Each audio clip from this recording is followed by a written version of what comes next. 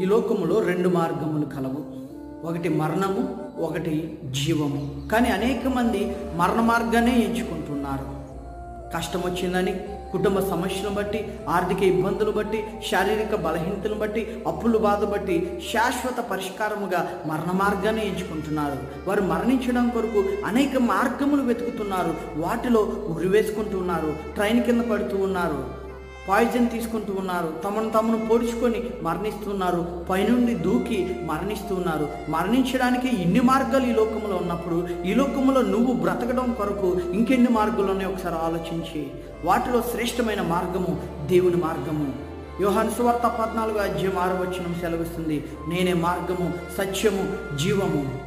ఈ మార్గం ఏంటి అంటే క్షేమకరమైన మార్గము. ఇది ఏ మార్గమై అంటే నిన్ను జీవింపచేసే మార్గము. ఇది ఏ మార్గమై అంటే నిన్ను గమ్యస్థలానికి చేర్చే మార్గము. కనుక మరణ